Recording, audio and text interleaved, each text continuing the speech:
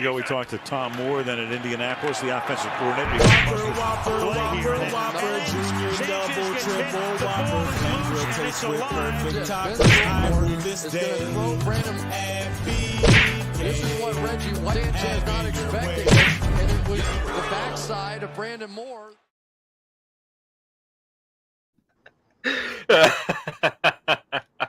Hello, everybody. Welcome back to Left Side, Strong Side. I'm proud of that last one. Not gonna lie, I am proud of that last one. I don't have any old granddad. Welcome back to Left Side, Strong Side. I'm your host, Chance Ellison. Join me, my co-host, Mike Deacon, and Jacob London. I'm not gonna lie, I've got to figure out what to do next with the Whopper clip because I feel like that's just peak Mike annoyance with that one. I don't know how you top that one. I know. Yeah. I will find something. Point is, we are back once again to talk all the goings on in the NFL, and we are trying out on Twitter. I'm not gonna call it X. I'm trying out on Twitter. For some reason, my tweets are not sending out. So yes, we are going to be back weekly going forward, going to the end of this coming season. So today we are doing our preseason power ranking. Before we get into that, we have some news stories to talk about. First of which, Giants extending their best receiver, offensive tackle Andrew Thomas, to a 5-year, $117.5 million extension. Now, look, I'll say this. Like 2-3 years ago, this would have looked ridiculous. He's grown. Andrew Thomas has gotten so much better. So if you remember that draft class, there was the 4 big tackles in that class, and most of the pundits kind of had him ranked 4th, and he got picked first. And it was like a pretty big surprise when he was the first one off the board. But of the 4, I think the only one who's in the conversation with him right now is Wirfs, because Becton might not even make the Jets. And what's the other name? The one who went to Cleveland. Jedrick Wills. Yep, Jedrick Wills. Jedrick Wills is very solid. He's solid. But Andrew Thomas of the 4, Thomas and Wirfs are, a step above all of them. And yeah, dude's earned it. 100% good signing. Love it. Keep in mind, they already picked up his 5th-year option. This extends him another 5 years on top of that. They've effectively locked down their blindside tackle for the next 6 years. So what this basically is a confirmation of, and again, we already knew this, but it's a further confirmation. Joe Judge is a really bad coach, like a really bad coach. And unfortunately, the Giants got a good one in Daboll. So... yeah, they can just get a quarterback. Yep, maybe they'll be all right. Yeah, maybe. I agree. And the wide receiver, and don't piss off their best. The wide receiver's the bigger one, I think. I mean, look, they got their best offense open right here. But yeah, point is, and this kind of shows the whole thing with like the growth rate of offensive tackle, offensive linemen in general. They take a little bit to develop. So like when they look like really bad early on, take that with a bit of a grain of salt. Because, Thomas looked pretty rough, but he got significantly better, which is why when, Giants fans calling for the head of Evan Neal right now, just wait. Because, if Neal develops, you have to make him one of the best offensive lines in football. Absolutely. And you say that, typically coming out of college, left tackle and cornerback are, the biggest learning curves because you've got such a enhanced presence going against you. And Andrew Thomas is 100% proof of somebody who grew into the role. He did exactly what you need of what a left tackle should be in the NFL. Absolutely. Moving on to our next story. The Bears have extended tight end Cole Kmet 4 years, $50 million. Same thing with kind of Andrew Thomas. This is a guy who has gotten better as the years have gone on. He was a 2nd-round pick, if you remember correctly. He got picked at the time. The Bears had 10 tight ends on the roster. They still have 6 or 7 of them. There's still a lot of them. But, yeah, Kmet, I think, could make an argument for being a top 10 tight end in the league.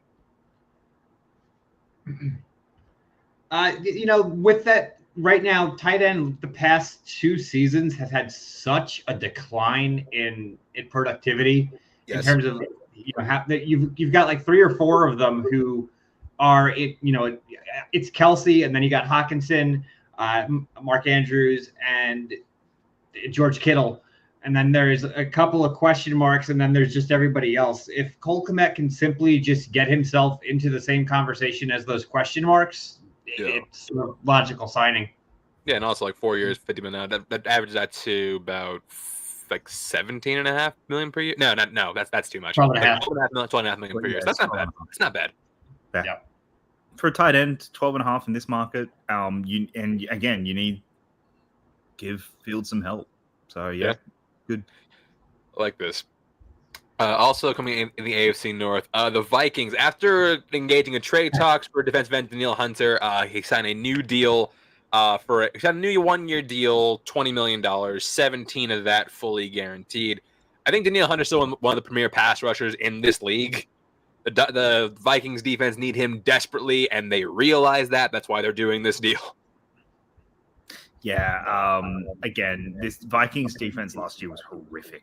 Like, yes, it was bad, and he's one of the the better at parts of that defense. So they had to do this deal. The fact that he was in trade talks, I would argue he is the best player on this defense. Yeah, I agree with you. I don't even know who else I would put in that conversation. I mean, like Harrison Smith is aging. I mean, Harrison Smith is still good, but he is getting older. But the fact that the Vikings organization, I think you're in for a rough year. Personally, I think there is some really weird and stupid decisions being made in that back office. They're about probably a year away, with the exception of their wide receivers blowing up the system, I think. Yeah. Next story we're talking about, this is one that's relating to you, Mike, and this is our build up to Hard Knocks, the Jets edition. We found Bruce News broke that Aaron Rodgers actually took a 2-year pay cut to play with the Jets. Yeah, I think it was like a $35 million pay cut. Yep. Yeah, this is like, I saw the comparisons to what the deals Brady has taken in the past. Brady never took a cut. No, Brady always took team-friendly deals. Yeah, He never took a cut. This is unprecedented. Like, I was stunned. We were all stunned. Stunned when I saw this news. There's two giant takeaways. And this is Aaron Rodgers. Yeah. So there's two giant takeaways to take from this news. I think this is probably the biggest story in the offseason to come out of Aaron Rodgers moving to the Jets. This is huge because what it does is, one, confirms he was done with the Packers. Like, he was done. He did not want to be in the Packers anymore. He was ready to move on, and he wanted this to happen. And two, what's the biggest criticism we've always had of Rodgers is he doesn't put his money where his mouth is, and it's always very been me. This is the first time he's gone all in. I cannot criticize Rodgers for how he has acted this offseason. I think this offseason has been perfect, and he has done everything he has had to do as the quarterback to help the Jets to get to a Super Bowl this year. He has done everything. He's turned up to OTAs. He's gotten receivers that he knows, and now he's taken a $35 million pay cut to say, go get someone. Look, there is a very real chance that there's going to be some big name who's going to be on the trade talks at some point in before the trade deadline. And by big name, I'm talking maybe an Aaron Donald, a Cup, some big names, because teams have just started to drop. I could see the Jets going after him because of this, and Rodgers wanted to be able to give that opportunity. I think he knows this. He needs this for his legacy. Hey, just one more time. I just wanted to hear you say Aaron Rodgers did good. One more time, just for me. No, yep. Aaron Rodgers has acted selflessly. I can't believe it. It is shocking. It is it's a 15-year one. It's a once in a 15-year event, but this offseason he has been perfect. We'll see what happens when he's playing. He carried Green Bay to relevance for 15 years. He earned the right to be selfish, but you know what? Now he's doing a good thing for you, Mike. Well, this is so bizarre for me because it's been so long since I've had this kind of optimism, having not only just a quarterback, but having running back, wide receiver, where you have studs in place, potentially getting another running back because there's, Dalvin's been at their training camp. Didn't his visit not go well though? I don't think they're going to sign him, but I don't think they will either. it's a possibility. But just like on the inverse, Aaron Rodgers also though yesterday met Liev Schreiber and today met Method Man. So he's getting, he's taking something out of this. But that did answer one of our questions. It does look like Liev is going to be doing the Hard Knocks. Yeah, I didn't see how that was possible, but I mean, I he's guess there. because it's voice and it's because this is a documentary. Because it's a reality yeah. TV. That has to is that why. the reason I why. think right there. I think it's a loophole where it's not technically SAG or something because it's reality TV. It can, which I don't know. Considered sports media, I believe. Yeah, there's well, something where- you're on the same level as a reporter in that case. So I guess that's the reason he can do it. But yeah, he's there. He was there yesterday. There's definitely footage of him and Rodgers talking. So he's been at training camp. Good. No, I just the thing that is the biggest takeaway from this deal, more than anything for me, is Aaron Rodgers is all in, and we've never said that about Never. Like we've never been able to say that Aaron Rodgers is all in. He is 100% committed this year to the Jets. So, look, I'm fascinated by, we're all singing his praises. What happens after week 1? Because That's a hell of a game. I got him losing personally. I think then- they do too. Yeah, of course you got him losing. But not only that, so okay, take that out of it. Those first 7 weeks Are are tough. rough. The Jets. They are the rough. beginning of the Jets schedule is rough. And we'll get into the one easy game they had is now can't be an easy game because of everything that's happened now.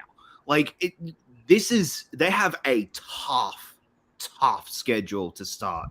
What's going to happen if after 7 weeks they're 1-6? What's the reaction going to be?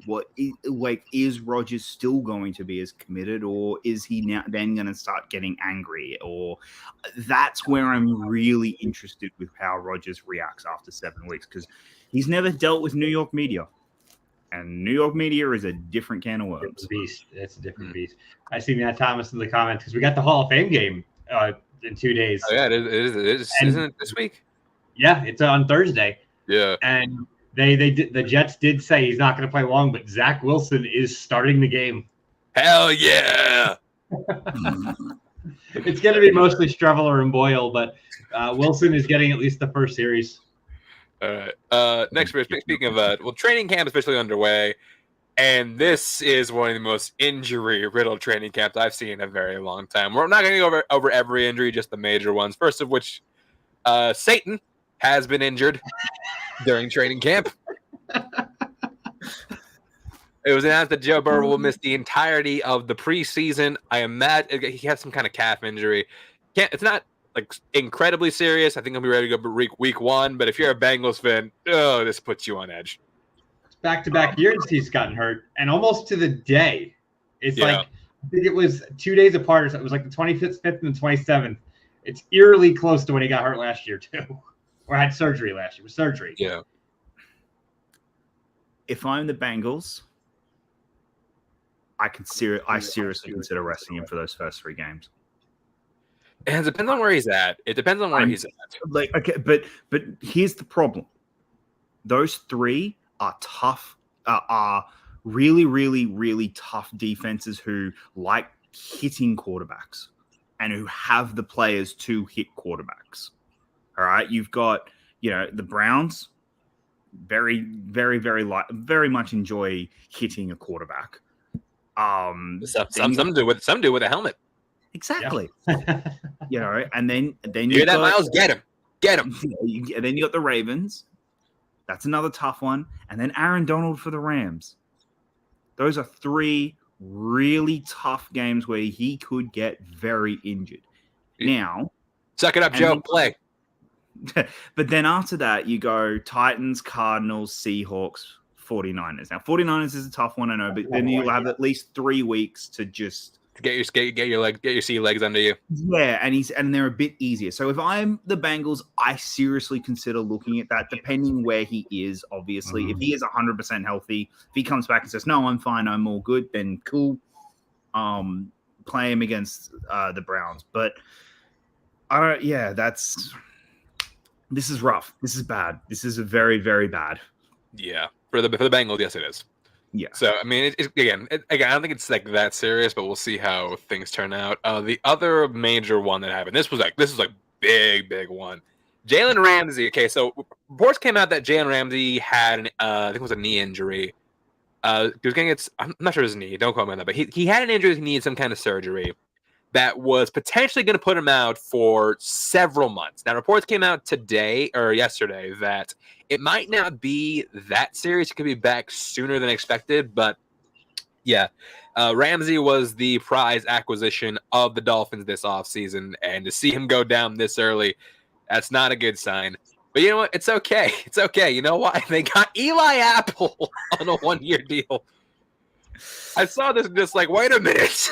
This is the solution. So how did you went like a complete 180? Yeah. Okay, You went okay, from, that was like, you know, it was Ramsey lost a step, but he's still a top 10. so yeah, you go from a premier corner in the Ramsey league to a guy definitely who's lost a starting to step in the burn past toast year. on a regular basis. Again, Yeah. this is one where if I'm the Dolphins, like, look, I know they're saying it's not as bad as they were feared, but I still think it's going to be mid-October. So, Probably. like, that's 6 games, 6 tough games, 6 very tough games that they actually have. So it could be interesting. I think that this is going to impact the Dolphins, especially given, you know, I think they're going up against teams that are very, you know, throw the ball heavy. So yeah, this is a bad injury, I think. But again, getting Eli Apple, that's not. Yeah, That's not the solution. It's not even a Band-Aid. It's just making problems worse. But keep in mind, we now have a locker room that features Jalen Ramsey, Eli Apple, and Tyreek Hill. Honestly, if the Dolphins could do Hard Knocks this year, that'd be amazing. oh, The only other team that could have had them is the Cowboys. Like, that's the only other team that could host a 3 like that. Yeah. So next story we're talking about, we got some drama to get into in the NFL preseason. First of which, we have Jonathan Taylor versus the Colts. So this all started when Jim Irsay made some comments regarding the running back markets. I can't find his exact quote, but like basically saying like running backs, suck it up and do your job. We're not paying you, which is odd because Jonathan Taylor is literally on your team. And surprise, surprise, Jonathan Taylor not too happy about what he said. So he then requested a trade. Irsay's like, no, fuck that. We're not trading him. They tried to put him on the non-football injury list because he said he had a back injury, even though Taylor never said he had a back problem. Yeah. He came out just like, my back is fine. I never reported a back injury. I never had a back injury. I don't know what this is. So it's like a big stalemate between the Colts and Jonathan Taylor. And we're just like, where does this go with Michael? Because he's trying to get a new contract. Keep in mind, Taylor was a second-round pick, so no option on his contract. So I think he's currently trying to get a $16-ish million a year deal, which, keep in mind, the Colts have the space to pay him that. Yeah. They just won't. They just won't do it. Look, this is going to get ugly. This is going to be one of those, this one's going to be ugly. Because he is going to play this year. There's no way he doesn't play this year. I think he knows he has to play this year as well because he's coming off a down year when he was injured too. So he doesn't quite have the same amount of leverage as someone like Saquon or Josh Jacobs, where they're at, like, I just had my best season my best season yet. Pay me my money. Like, he doesn't have that leverage right now, even though he's Jonathan Taylor, like he's one of the best running backs in this entire league. So I think he knows he has to play this year. But I also think he understands that he does not want to play for this Colts team. And that locker room right now has to be awful. And if I'm Jonathan Taylor, I'm getting little jabs in every single chance I get to force their move. With the exception of Taylor, you've got Michael Pittman there, and then question marks almost all over the board when it comes on their offense. Yeah, they have an okay offensive line, but they're skill position players everywhere. Aside from those two, there's question marks. So I don't understand why you have the one player on your team who is like a cornerstone. This is the guy you build your team around, and they're just basically giving them the middle finger. And not to mention, he could really help the development of your young quarterback. Yep. Who it is? They're saying probably not going to play till week 10. That's the current plan. We're getting Minshew mania for the beginning of the season. Unless Minshew comes in and look, because I went through this last year with Kenny Pickett. I thought like, hey, we're gonna have Mitch Trubisky gonna do his thing until the bye week. He did his thing, and it was bad. And we said like, nope, get out, Mitch. Get that son of a bitch out the field. But yeah, so it's really very interesting to see how this turns out. This whole situation is going to boil over, and this is like a microcosm of the whole running back conversation in general, and it's going to blow up, and it's going to, honestly, I'm waiting for the player who every time he gets on the field just drops the ball. Says, play me, and I will fumble the ball every single time, but I am not injured, and I'm not injured, so you have to keep paying me. Yeah. I'm waiting for the player to do that. Like some player is going to do it and be like, no, I'm technically I'm here and I'm playing, but I'm just gonna play badly. So you have to cut me. And this could be a tough team to watch, especially early in the season. We know what Minshew can do. The Colts games are not. This is gonna be bad football. This is gonna be like last year, every Thursday night game. But that's gonna be every game. It's gonna be some bad football. Outside of the Jags, the South's gonna be bad. Even the Titans aren't horrific as bad as the Texans and the Colts. But like, okay, we'll get into all the conversation of that later. Yeah. But yeah, bottom line, the Colts. You need John Taylor. You can pay him. Just pay him. He's not just doing this for himself. He's doing this to kind of like reset the running back market because future running backs are going to need like a contract like this if they want to thrive in the NFL. And last story we're talking about, Sean Payton is back in the news. So, give you a little background here. So, Sean Payton during a press conference. So, look, they're professionals. They have their way of doing things. When you speak about another coach or a team's history, you want to have a little bit of tact, Yeah, that's not what he did. I didn't want to misquote us. I had everything he said pulled up right here. So it doesn't. So this is all direct quote from Sean Payton. It doesn't happen often where an NFL team or organization gets embarrassed, and that's what happened here. Part of it was their own fault, relative to spending so much fucking time trying to win the offseason. Talk about it. He can't defend Russell Wilson. He can't defend Russell Wilson. It wasn't his fault. There were the parents who allowed it. That's not an incrimination on him, but incrimination on the head coach, the GM, the president of the team, and everybody else who allowed this to happen. Keep in mind, he's taking shots not just at the coach and like the staff from last season. He currently works for. This is the craziest thing. Actually, sorry. To be fair, he's not. Because because they don't currently work for him anymore. Like, they don't work for the Broncos. Everyone who made the Russell Wilson decision is no longer at the Broncos. No, George Payton's still there. Oh, sorry, George Payton's still there. Okay, yeah. Sorry. And I'm pretty sure Damani Leach is still there too. I thought the owners. Hey, whatever. I'll double check on that. A point. So yeah, continuing. So, like basically, like everything that happened last season, we're doing the opposite. There's so much dirt around that. There's 20 dirty hands for what was allowed. tolerated in that freaking training room, the meeting rooms, the office. I don't know Hackett. A lot of people had dirt on their hands. It wasn't just Russell. He didn't just flip. He still has it. That this BS and that he hit a wall. And he proceeded to just like straight up call out Nathaniel Hackett by name. We're just like, I think he called it like one of the worst coaching jobs in the history of the NFL. And look, he's not wrong.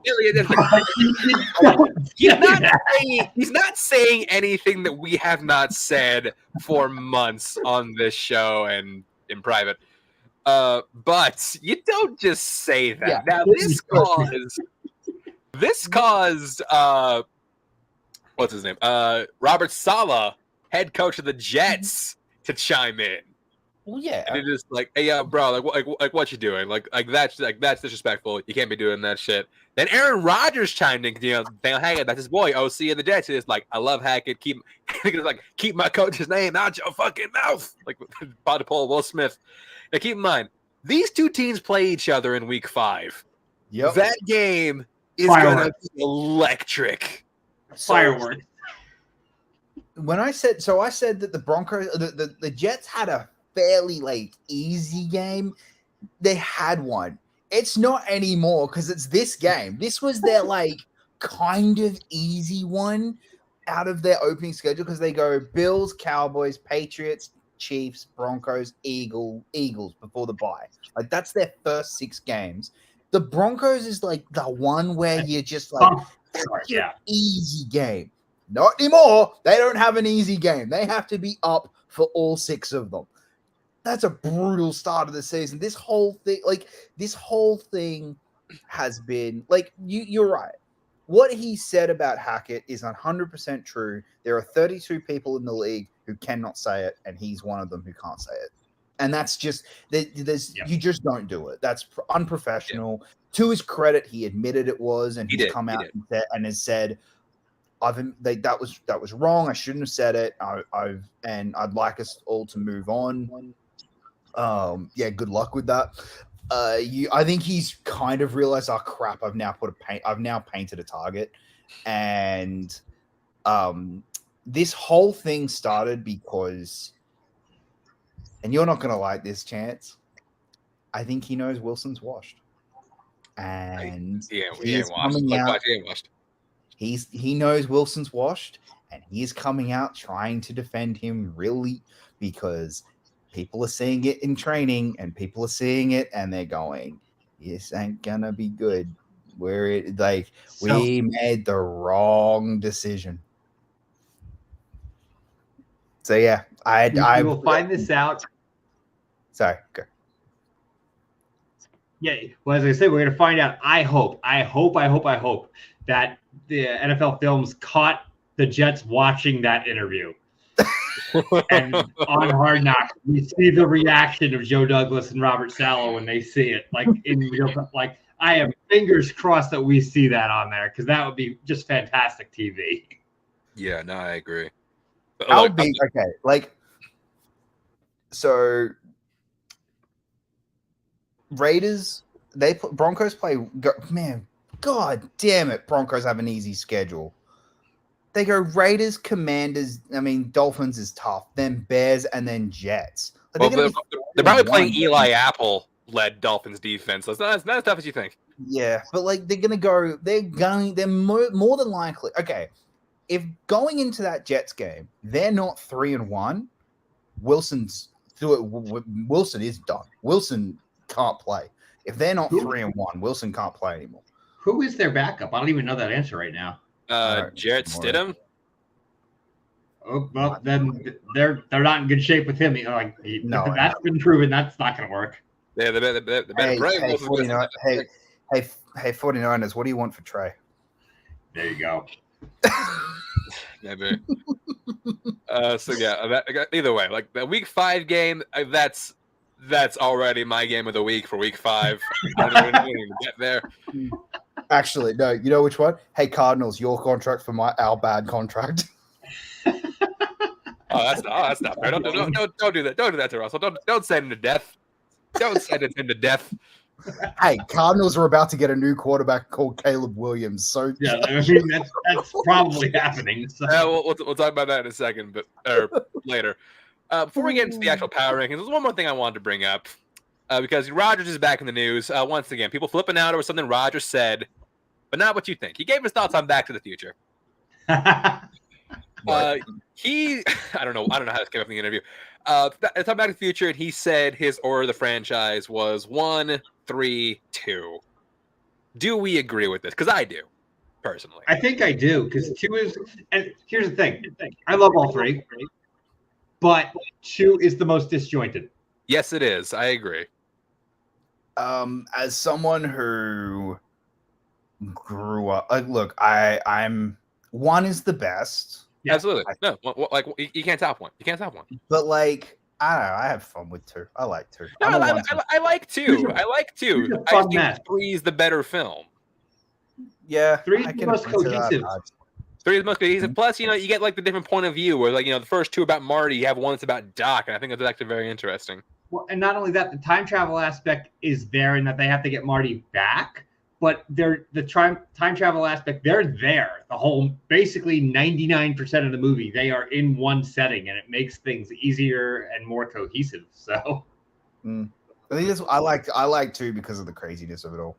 oh, Oh, yeah. 2's chaos in a great way. It was fun. All right. But yeah, bottom line, Raj, I agree with you. All right, moving on to our main event of the show, our power rankings. So Here we go. yeah, so basically how this worked is we all did our power rankings of every single NFL team. I compiled our scores to build what is our master power ranking. So this is kind of like a cumulative type thing. What do you think I was doing, Jacob?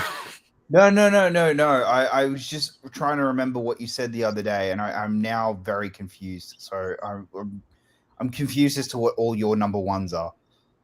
What? Oh, okay. Okay. So We What's might that? have a different number 1. But we we're starting 32, right? We will figure this out. So the point is, okay, so starting with our power rankings, at number 32, the only team on this list that we all had in the same spot, the Arizona Cardinals. Yep. Yeah. Worse than 4. Don't have a quarterback. Yeah. Well, suffered a massive talent drain. 1, your quarterback, who's overpaid, but is still the best player on your team, is not going to be playing for most of, if not the entire year. I think he'll be back in November, if not Around late Thanksgiving, November. I think. Yeah. That's still most of the year. Oh yeah, Most they'll be dead by that point. Like Yeah, they will be dead and buried. Again, not a lot in terms of skill positions, defense. The head coach is new, who I do not trust. I do not trust Jonathan Gannon. not only that, you got the coach. So you got the coach from the Super Bowl losing team, which was the reason they lost the Super Bowl. Yeah, like I said, I think Okay. that I think I said on the show. Jonathan Gannon to me feels like he's Sobe Matt Patricia 2.0. Oh yeah. So yeah, I mean, again, Arizona Cardinals. I think I look at the home schedule. They might not even win a game at home this year. I think they'll win at least 1. I don't think they'll go on the I was first gonna say, 17. Yeah, did we have the first 0-17? Was a good question. I don't think so. I think they'll win I've got them they'll too. squeak out at least 1 rando game. I've got them 2 wins. It's the Raiders and Texans, and they'll win. And the Texans game will be. We don't care. We've got the pick. Yeah. And so the interesting thing right now, anybody who is putting some money down, Vegas has them at 5.5. Bet the under. Bet the under. Oh, really? Yeah, betting the under on that shit. All right. So yeah, They're betting on Kyler coming back. They have to be. They have to be thinking Kyler's coming back early. I don't even think Kyler get that team to 6 wins. They don't, there's no way they get to 6. There's no way. Yeah. All right. Next one. At number 31, we had the Houston Texans. Again, this is kind of like a very similar thing to Arizona Cardinals. They're going into minus the fact that they've admitted they're going through a rebuild. So they're going into a deep rebuild. Got a QB with a lot of question marks around him. Like I said, I mean, I don't know if I said during the draft, but I do not trust Ohio State QBs, mostly because literally none of them have ever worked out in the NFL level. Literally none. So there's that. Not to mention, you have like your wide receiver core is like also with a bunch of like Brandon Cooks is gone. You bet you what Robert Woods? No. Sure, you got Will Anderson, but in terms of defense, not much outside of that. Again, it's foolish to expect Texas to be good this year. Yeah, but they're moving in the right. They're doing the right thing right now. They're moving in the right direction. As long as they don't fire D'Amico Ryans after this year, they'll be fine. Yeah, they have to at least be aware they are in full blown rebuild. Yeah, and when with a full blown rebuild comes, you have to give your coach at least 3 years. Now, if we get in game 1 and he's doing shit that Hackett was doing, where it's just like, what are you doing? Yeah, if he just absolutely inept at his job, then yes, let him go. Yeah, I don't think D'Amico Ryans is inept though. No, I don't think he is either. I like D'Amico Ryans a lot. I do too. Let's go. Going to number 30, we have Washington. So here's the thing. Look, Washington doesn't matter what Washington does this season. They've already won they've already won the Super Bowl. Dan Snyder is gone. I think this is low, personally. I mean, look, their defense has a lot of question marks. Their QB, big question mark on Sam Howell. This seems to be about getting out. See, I think their defense is actually going to be pretty good this year. I don't know if their defense has as many question marks. There is a team that is worse than this. There is a team that is worse than this. We'll talk about that in a second. But I don't understand. One, they've got a very talented head coach. They've got a better defense. I don't get. Commanders. Don't get me wrong. They're not a very good team at all. But I think they are better than this. They're better than this. I got to play the AFC East, the NFC East twice each. The problem is they just don't have a ton of standout talent on the roster at this point. They have Scary Terry, Chase Young, who I think if he stays on the field, going to be very good this year. I mean, the front end is pretty solid. The defense is okay, even though again secondary is a big question mark. They try to address that, but who knows how that'll pan out. We'll see. Like I said, Washington doesn't matter what they do this year. They've already won. Number 29, we had the Las Vegas Raiders. Yeah. And here's the thing, what put them over? I think I had them over Washington. What put them over Washington for me is they at least have some specks of incredible talent. They still have Devontae Adams, who's still one of the best receivers in the league. If he shows up. Yeah, if he shows up, they have Max Crosby, who is one of the best edge rushers in the league. They have some real standout pieces, which is what put them over Washington for me, at least. Okay, Problem is the head coach.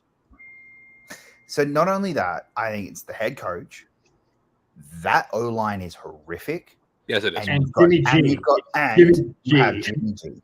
Jimmy G. Jimmy G's never played behind a bad O-line. We have never seen Jimmy G behind a bad O-line. This is going to be a disaster.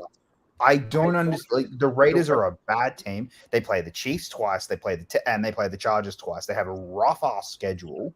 AFC East. They play the whole AFC East. Yeah. So but again, this is 29 though. But still, that's still fourth from the bottom. No, I know. I think this is outside of the Cardinals the worst team in football. I think I think they're worse than the Texans personally. I just think that these guys are going to be really, really bad. AJ, yes, Jimmy G cleared. He is the quarterback for the Raiders. I just can't put them over. I can't put Houston over them, considering that I know that they're at least on paper more talented roster than Houston.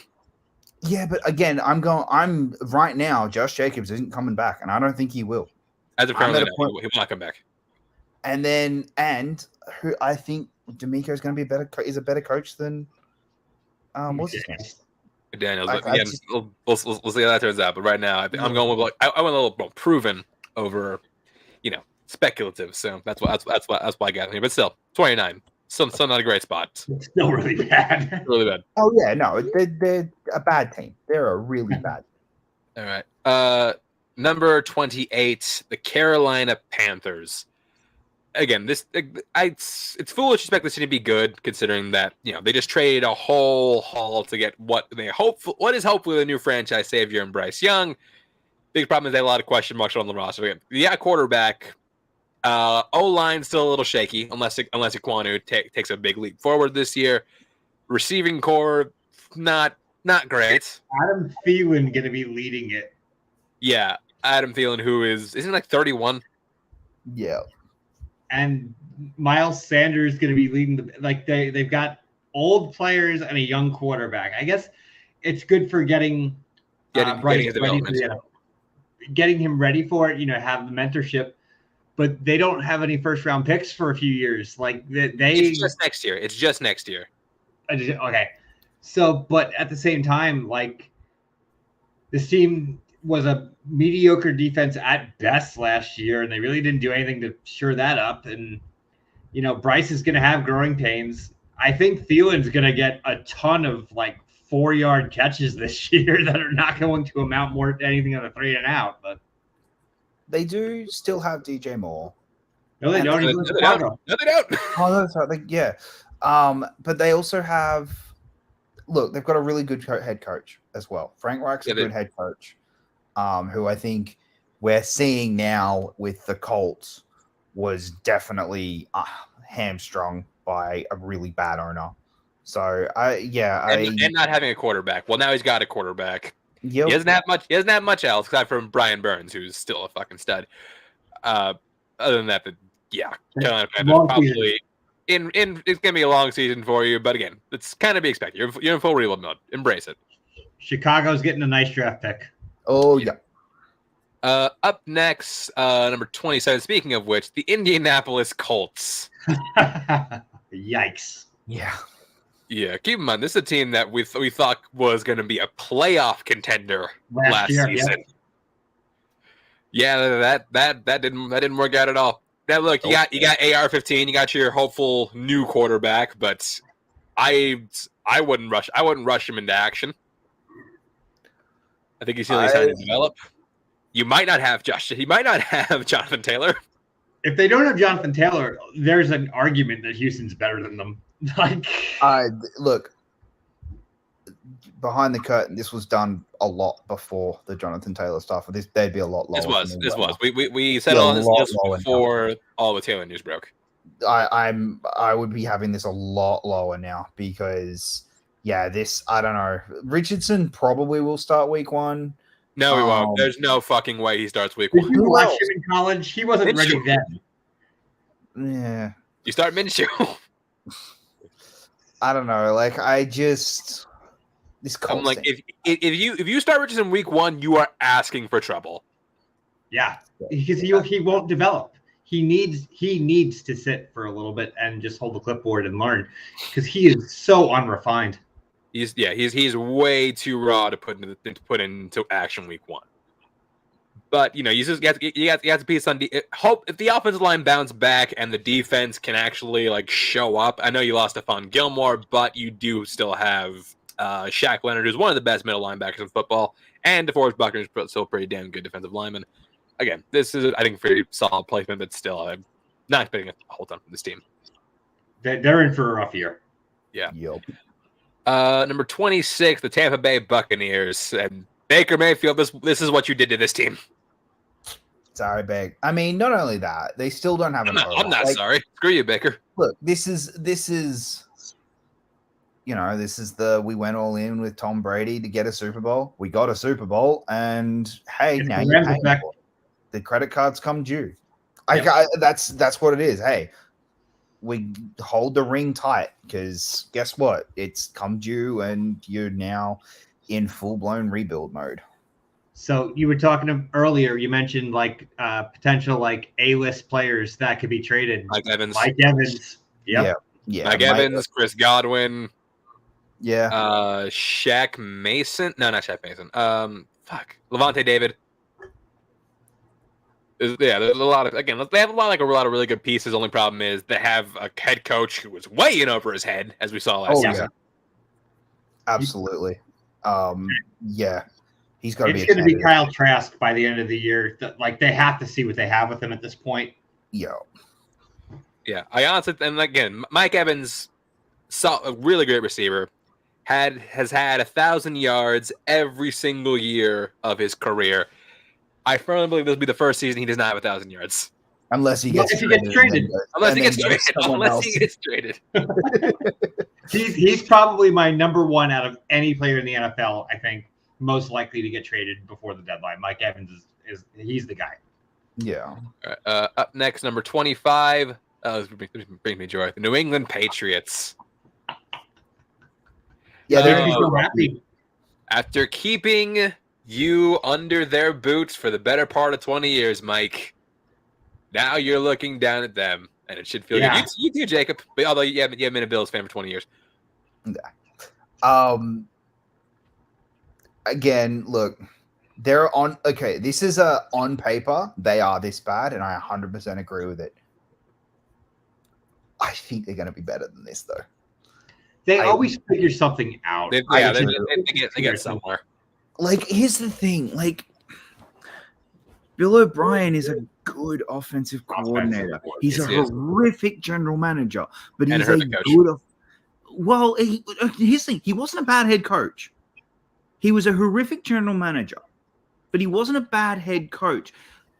Dude, the Texans made the playoffs, and if it wasn't for one bad playoff game, they beat the Chiefs. Like, they almost beat them, and then. Yeah, but that was a really bad coaching job on O'Brien's part. I'm not giving him that. No, I'm not. No, I'm not saying he was an excellent Andy Reid, Bill Belichick level coach, but like he's a decent enough coach that I do think Mac's going to get better. I don't think he's going to regress and get worse. I think last year was very bad from Bill and because of the offensive coordinator and Matt Patricia and Joe Judge of it all. But I also think that they're not going to be as bad as they are on paper, because I think Bill Belichick is still an incredibly talented coach. And I also do think that Bill O'Brien is going to help bring Mac higher. And I actually think it's going to help. Now, and to be fair, I do want them to be able to go get a Zeke or go get someone so they have a little bit of another weapon. But like, I think they're going to be. I think this is an 8-9. So you mentioned Zeke, though, is like the only position I trust on that offense right now, and not that I trust it, but Ramondre Stevenson's the only weapon on that offense that right now I fully trust. They have Juju as their one right now. I know, Like, and that's not good. No, I get all of that. I understand. I like I said, I get why the Patriots are number 25 on paper. 100% on paper, they are an awful team. But I have seen what this team has done and what Belichick has done with this team when they are bad. Like the year they made that last year that they made the playoffs, on paper, that was an awful team. Like that was an awful team on paper, and they came out and we were talking Mac Jones for Rookie of the Year. Everyone else in the division's loaded up. They haven't really done as much to combat. So I feel like they could have finished this badly. The firepower in that division has just gone up so much this year compared to That the past. became like a straight up arms race, and the Patriots have not been keeping up. Yeah, like I said, I still firmly believe they're going to win that first Jets game. But then Jets will finally beat them in the last game of the season to make it into the playoffs. All right, number 24, the Chicago Bears. I think this is fair. Yeah, there's a team that they loaded up this offseason. They broke the bank this offseason on trying to shore up the offensive line, shore up the defense. Like they just do everything in their power to help Fields succeed in this offense. Yeah, they've gone all in on Fields, and I think they've gone, okay, we've gone all in. They've got 2 bites at the cherry next year for number 1 pick. So if Fields doesn't work out this year, because they've kind of done what the Eagles did last year, where it went, we've loaded everything up. Hurts, prove it. You don't have an excuse now. Fields, all right, Fields, go out and prove it. Because if they are bad, they've got the Panthers pick and they've got their own. If they're not good, all right, we're going to have to look at quarterback. Yeah, so they the team that broke the bank, got a lot of acquisitions, got a lot of new talent on the roster. So in theory, they should be better than they were, at least than they were last year. they look like their tackle they drafted in the first round, was the right pick. They 100% made the right pick for the team. They're moving in the right direction. I loved the fact that they got, in addition to the haul of picks, the DJ Moore acquisition was maybe even better than the picks they got.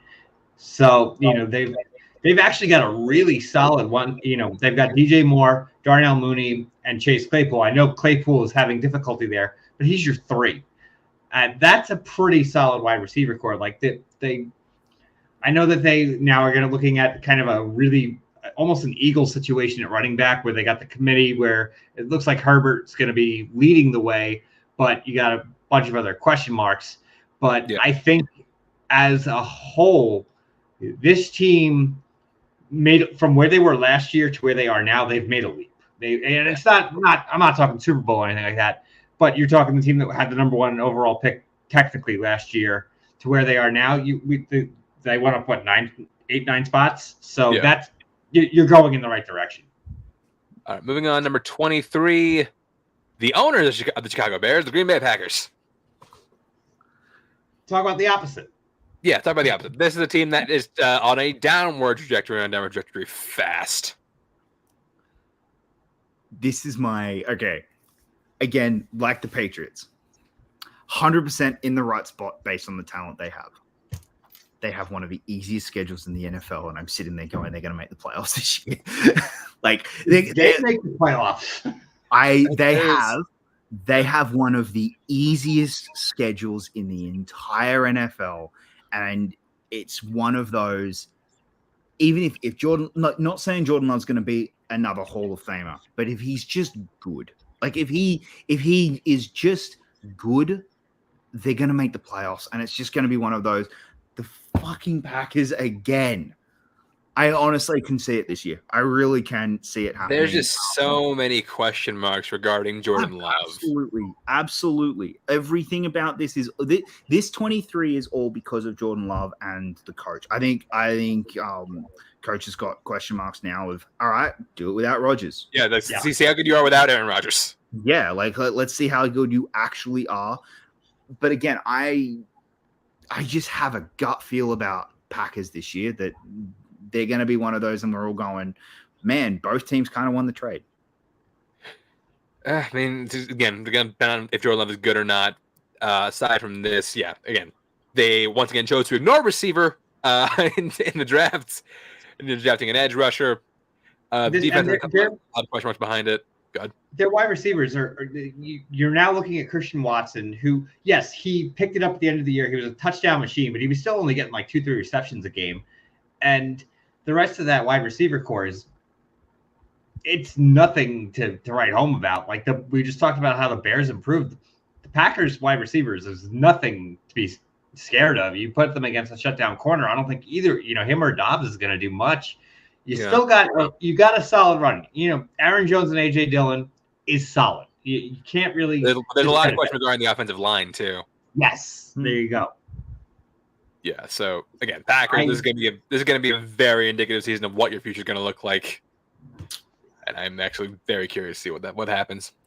Number 22, we got the Atlanta Falcons. This is actually very fair placement. Again, I think their defense, sneakily one of the better defenses in the league last season. Grant, they didn't do much to bolster that front 7 in the draft because they stupidly decided to take let's improve the one thing we're really good at, running the ball.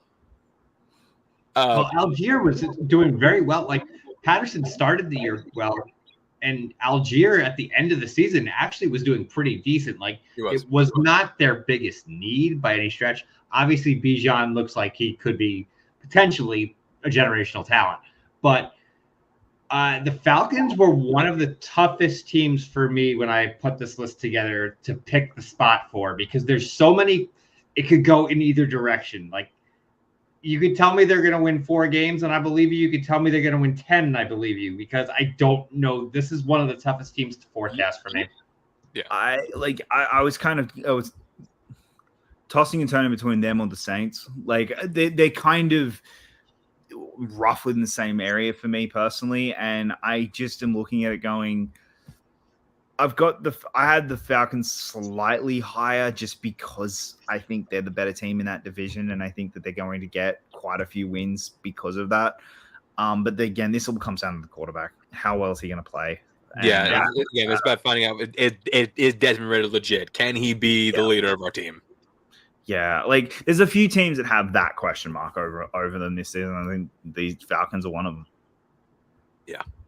I like the Falcons in that, you know, they've been drafting offensive weapons. They've done Pitts, they've done Drake London, they've been investing in young players. It's now they all have to step up. Yeah. I do like the acquisition of Jesse Bates, mostly because it gets mad at the AFC North. Thank you, Falcons. Number 21, again, the NFC South competition, the New Orleans Saints.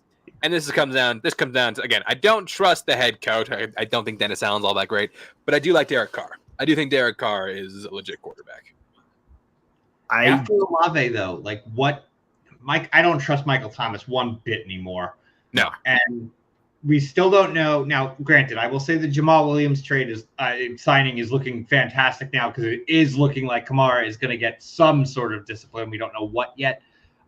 But Jamal Williams was a solid signing at this point, especially for the price they got him for. And there's just so many other questions, though. The rest of that offense does nothing to intimidate me, and it's a mediocre defense. It's not the Saints defense is not to be feared right now. Currently, no. But that's also the big reason why I had the Falcons higher than the Saints. But again, they're kind of the same. That being said, though, the Saints do have some really excellent pieces on defense because you got Cam Jordan, you got Marshawn Lattimore, you got Tyrann Mathieu, so pretty solid. You got Demario Davis, one of the better inside linebackers in football. But I really they left so many points. The biggest thing holding the Saints back is the coach. It's the coach. Like he's some biggest candidate to be fired first. I think he's a huge candidate. I don't think. Okay, put it this way: I don't think he gets a job next year. Personally, I think this is his last season as head coach of the Saints. I don't. What's weird about the Saints, the Falcons, everyone in the South, you go the Falcons, the Bucks, they're rebuilding. They're rebuilding after a Super Bowl win. Carolina very clearly rebuilding. Falcons. Very clearly rebuilding, have a giant question mark at quarterback, but this season is about finding out that question mark. What are the Saints doing? They're just kind of there. There's not. Yeah, they're not really making any moves to try and get better, and they're not really taking their medicine and saying, "Hey, we missed out. We've got to blow it up and rebuild. Trade some of those assets that we have to make our rebuild quicker." It's just. But here's the thing: we've just gone through all four teams in that division. As it stands right now with this power rankings, the Saints, as the 21st team, would make the playoffs. Yeah, and have a home field. And have a home advantage. It's it's like it was last year, but last year it was Brady. It was, there's still that little bit of fear that, we've got to play Tom Brady. Playoff Brady have a little bit of fear. Whoever gets the 5th seed this year, congratulations. You have a bye. Congrats, Dallas. Probably. All right. Up next, number 20, the New York Football Giants. It's a team that, they escaped a lot of very losable games last season. Sorry. Weren't they no, that was the Vikings, but they had the best one-score record or something. It was. No, that was the Vikings. Yeah, they were second or third or something. It was really close. They escaped a lot of these one-win games. They escaped a lot of them. I think that the lack there of talent the New York Giants have is going to come back to bite them in the ass really hard this year. Saquon might be good, but you need Daniel Jones to play up to that big boy contract, and I don't know if he will. In fact, I don't think he will. I'm confident he won't. Look, last year they were extremely good. They made the playoffs and won a playoff game because their coach is very talented. And let's be real, they got lucky. Like They did. They got a lot. they Got lucky a got lot. very, very lucky last year. History says one score game. If you do like one score games, you're gonna flip them the year after. Like it's like you're not gonna win as many one score games. I think they're a 5-6 win team. Like I'll be shocked if they win that many games. I think they're third in the division easy, and I missed the playoffs completely. Absolutely.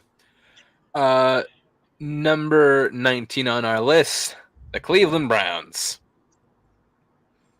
This is again a lot of question marks. Again, this is much like with the Giants. Actually, you need Deshaun to play up that contract. You need him to play up that contract, and you also need the defense to do something. This is almost like 75% of this season's on Deshaun. Yeah. Look, I personally think this is I don't think they're the worst team in that division. Shut up. It's close. Don't get me wrong. It's close. So if number 18 isn't the Steelers, then I completely disagree with this spot. But this, I think Deshaun. This is all under Watson. Watson has to live up to that contract this year. And Myles Garrett does as well. I think Myles Garrett has to play very well on defense. But if they can, if the Browns are a team that, like Broncos last year, they can hold you to 20 points, because I think they can with that defense. Watson's got to live up to it. I just don't know who he's giving that, who he's throwing that ball to. I mean, you got Amari Cooper, you got Elijah Moore, who's very good. Who can't be very good if he gets the ball. Elijah Moore's locker room cancer, though. He is, apparently. Which, hey, fit right in Cleveland. Fit right in. All right, number 18, the Tennessee Titans. Look, Okay, I think you I don't biased. know. If we, shut the fuck up. All right. I don't know. Did we do this after the we did? We didn't do it. After the Hopkins trade. I did after Hopkins. Yeah, It was right after. Okay.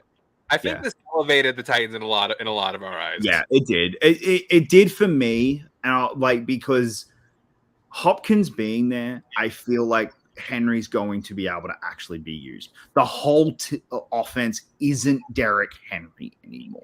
There is the threat that Hopkins could catch the thing, Yes. and And I I think think- that does open it up a little. Yeah, and now, like going into the season with Treylon Burks as your one, that's one thing. But having him as a 2, that's another story. He's going to have a better season now that they have Hopkins, and they're not, he's not going to have the number 1 cornerbacks on him. You still got Derrick Henry, who is still going to bulldoze, his way through the season. And Tannehill, say what you will, he's right at that cusp of, acceptable NFL quarterback. Yeah, he's and here's the thing. The other big giant thing around the Titans, Mike Vrabel.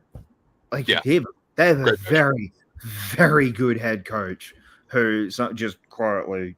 I wouldn't be surprised if Patriots coach next year, just quietly. But yeah, I think Matt, I see you freaking out. This is the team. This is the team. I had the Titans lower, by the way. No, I didn't have the Titans yeah. lower. I forgot where I had the Titans. I think I had them lower than this. I have my list here. I think I had them in the 20s. Actually, I believe more. it's me. I had 22. Titans a lot higher. And 22. I had Titans 16. But yeah, so but either way, you still have a great rushing attack. You improve the offensive line with a really great draft pick. Yeah, and again, defense can still be pretty solid. I think it's a pretty fair place for the Titans. All right, number 17, we have the Los Angeles Rams. Whoa, I This is think too high for me. I don't agree with this. This is too high for me. Yeah, this is where we're more like Jacob had them higher, Mike had them lower. I kind of had them in the middle, so this is where they evened out. I don't agree with this because they still have Aaron Donald, they still have Cooper Kupp, and they still Aaron have Donald can only do so much. He can't fucking cover wide receivers. No, I know. I am not saying that they are an elite team, but they are not 17th worst. They're not 17th. We also don't know what Stafford if Stafford can still play. Like that's the thing. We don't know if Stafford is still like good to go. Like gun ho. Let's get this. And I love Stafford. I think Stafford is like a really, really underrated quarterback. I agree. There's a lot of question marks regarding Matt Stafford. So Matt Stafford in 2023. If Bennett is leading this offense, it's going to be rough. It is going to be rough. No, and that's okay. Like I just think. Plus, the offensive line still sucks, and they didn't do anything to address that. But I haven't seen anything for that to absolutely with 100% certainty go. They're a bad team. The last season they had 3 season-ending injuries halfway through. I think that is something that needs to be taken into account. Their 3 best players all got injured. That is kind of just that doesn't happen in other teams. And when your 3 best players get injured, you're probably gonna suck for the rest of the season. But even then, 17, not a bad play, but middle of the pack, not bad. Yeah, Also, they're in the NFC. Yeah, I think that does account for something. But that's also the problem. We're not looking at placement, but talent. But keep in mind, we're about to get into the top half of the list. Yeah. There's 16 teams in the top half of the list. NFC teams make up 5 of those spots. Yeah, I mean that seems right There to are me. only 5 NFC teams in the top half of the list. Yeah. So yeah, I mean, look for the if they were talking just powering for the NFC, they're definitely still a top 3, top 4 team.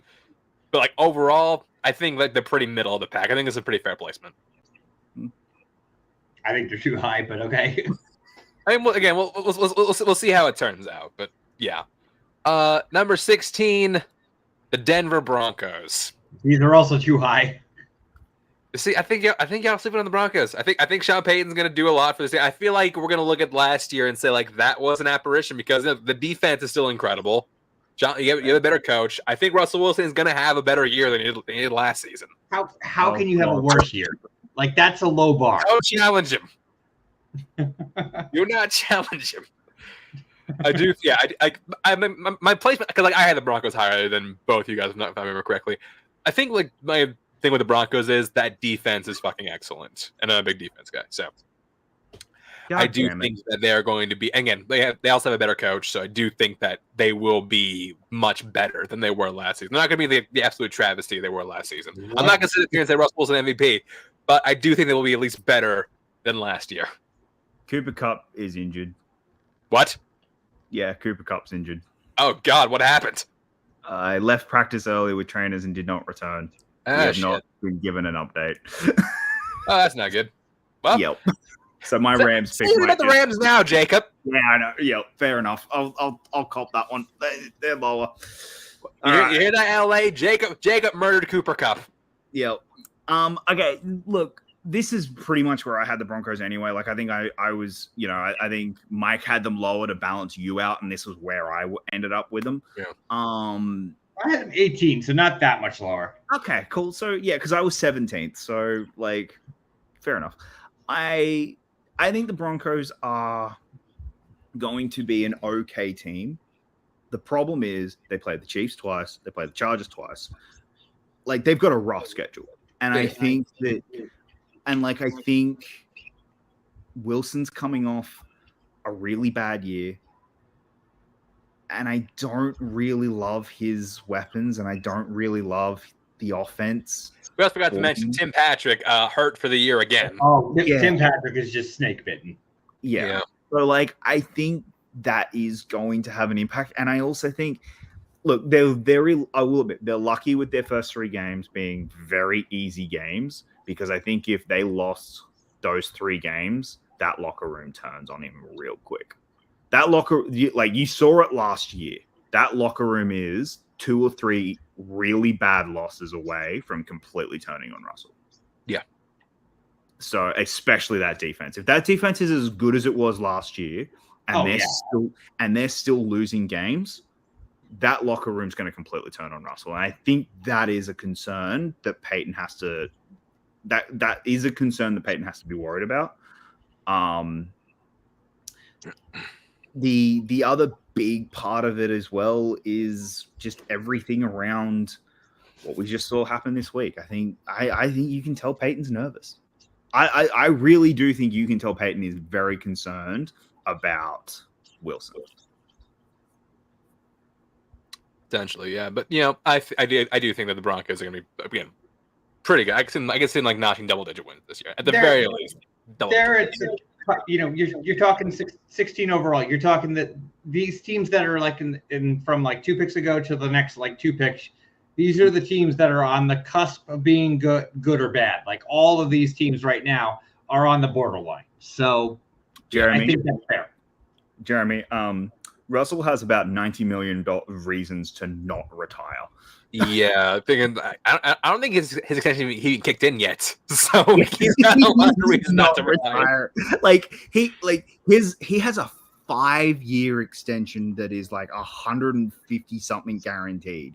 He ain't retiring anytime soon. Yeah. Number 15, the Minnesota Vikings. Kind of crazy that they're right here, considering the fact that they won 13 games last year. But again, it's the Giants thing. They were all by 1 scores, and history shows you don't repeat that.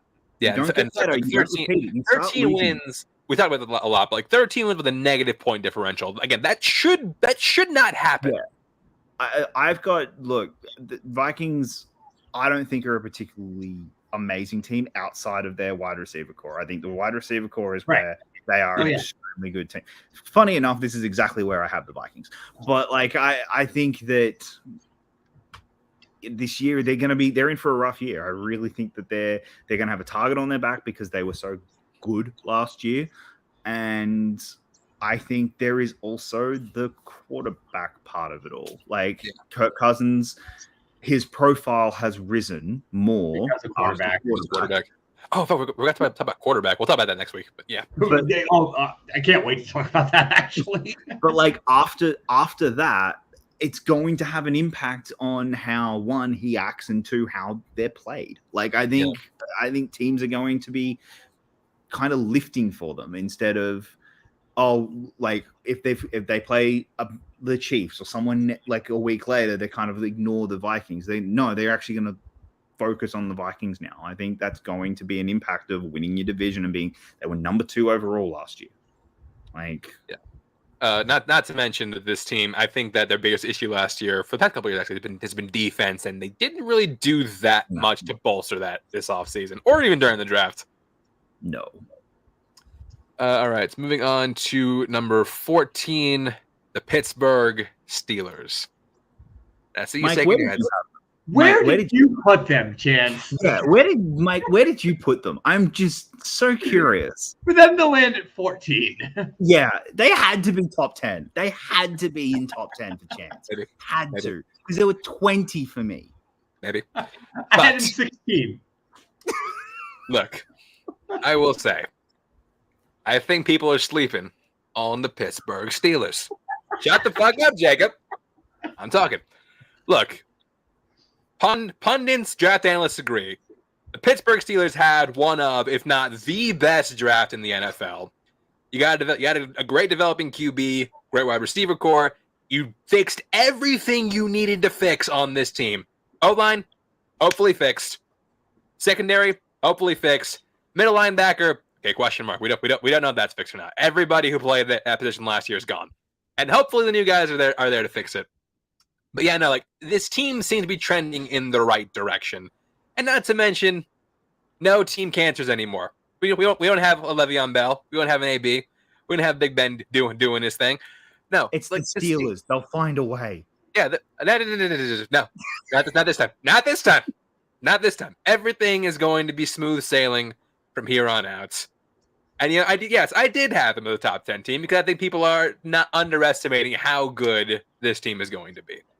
They're not a bad team by any stretch. I don't think this is a bottom of the barrel team, but I definitely don't have them as a top 10.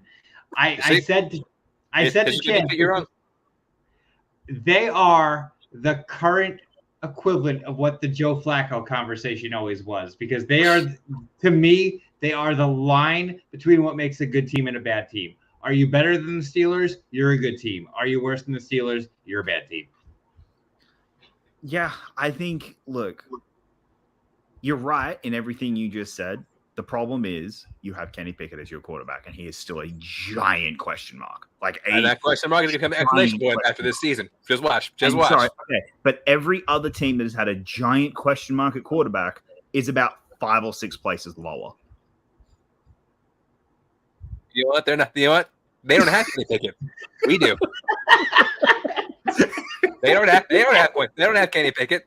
We do. Like that's my problem. Like you're right. You are a team that have gone out and kind of gotten all the right pieces. You're still not 100% sure on all the right pieces, but you've kind of decided. I mean, the question marks are like the guys we drafted because they're rookies. Yeah, but like everything else, though, I love the offseason moves. But you haven't gone around and gone, oh, here is absolutely. We have spent money to go out and get everyone. Kenny Pickett, are you the guy? You haven't done that. I don't know how you can justify being this high. I really don't. When you still have the giant question mark over your quarterback. Because I see this team. I know this team, and I know this quarterback. I know he is the guy. So because that's how I know. Okay. No. They're that high because I know. That Kenny Pickett is the guy. After this season, you're gonna know Kenny Pickett is the guy. So yeah, top 10. I think 14 is too low, but fine. That's how the math works out. Number 13, Seattle Seahawks. It's kind of crazy, like how high they are considering where they thought where we thought they were going to be at the end of last season. At the beginning of last season, I should say, because we thought we had them as like a bottom 5 team, but turned around. My question is regarding Geno Smith. Like Geno Smith, like this year, he was great last year. Was last year an aberration? Yes. You think so? Yeah. I think. I think he regresses a little. I don't think it's going to be drastic. Look, here's the problem. I think 1, they have a harder schedule. 2, last year was again, no one's taking it seriously. Yeah. We played the NFC. And I think that was a giant impact last year. And they snuck into the playoffs we're a good entertaining team. I understand paying Geno. I understand all the decisions they made. I think the biggest problem the running back situation that they have, given he's not playing this season, more than likely, and they still haven't signed the guy that they drafted, is a problem. I don't know if that team got better, whereas in other teams around them did, and that's my concern for. That is my concern for the Seahawks. I think that they're going to struggle this year. Yeah, I'm still not totally sold on Geno Smith. We've seen a lot of one-season wonders. Geno Smith might be the next one on that line.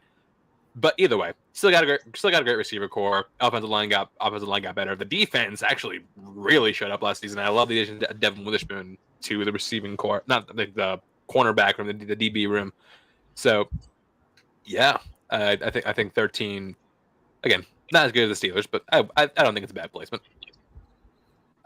Number 12, LA's biggest mistake, the Los Angeles Chargers. Look, I think they're a good team. I think they have all the right pieces.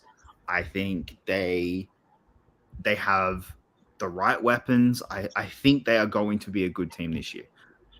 The question mark's the coach. Is the coach the right coach for the job? Yeah. I firmly believe, and we'll talk about our previous special, if this team does not make the playoffs, I firmly believe that Brandon Staley gets fired. Oh yeah, no. Look, if this team starts poorly, I think he's gone. I think they have to start well and for him to keep his job. I think they start poorly, he's gone. And then Williams might end up being on the trade floor. There could be there could be not maybe a blow up, but like hey, we've got to make some tough decisions. I think 12 is the right spot for these. I think they're just outside the top 10, and yeah, like I think it's a good spot for them. Yeah, I think I agree with that. That there's question marks, but they're still solid. Yeah. Number 11. Number 11, I think it might be a little low for them. We got the Detroit Lions. That's exactly where I had them. I'm pretty sure I had them a bit lower. I think you did. I think I had them like borderline. I think I had them like in the top. I can't remember. I deleted my list. But yeah, this is a team that, like, again, this is NFC. I think that this may be like number 2 or 3. But NFC right number 3. They're the 3 seed. Yeah. No, yeah, definitely 3. But like, yeah, like I think that when I look at the NFC, there are 3 teams that I would be terrified to face. It's the Eagles, the Niners, and these guys. Oh, sorry, no, they're 4th. Sorry, they're 4th. I forgot about the Niners. Who's oh wait, yeah, no, 4th. My bad. I put them above one team we'd have personally. Like one team. But point is, I have a hunch I know who that is. Yeah. Point is, like, the Lions under Dan Campbell are a fucking pain in the ass. Like, doesn't matter who they're playing, they will be a pain in the ass. They will not go down easy. You do not want to play them. You don't want to play them. Well, look, they're tenacious. We're at a point now where every team we're talking about is a very good team. I think we're talking about good teams at this point. We've been at that point since 14, but yes. I know. Okay. We're at the point where we're talking about teams. Look, I don't think the Lions can win a Super Bowl, but they're a playoff team. Like, I think they're very much a playoff team. We're talking about these teams as though not making the playoffs is going to be a disappointment. I'm fascinated by what this Lion team's going to be now with expectations. They finally, for the first time in I don't know how long, they have expectations. There is an expectation that they are going to make the playoffs, that they are going to be good. After last year, this team's going to be good.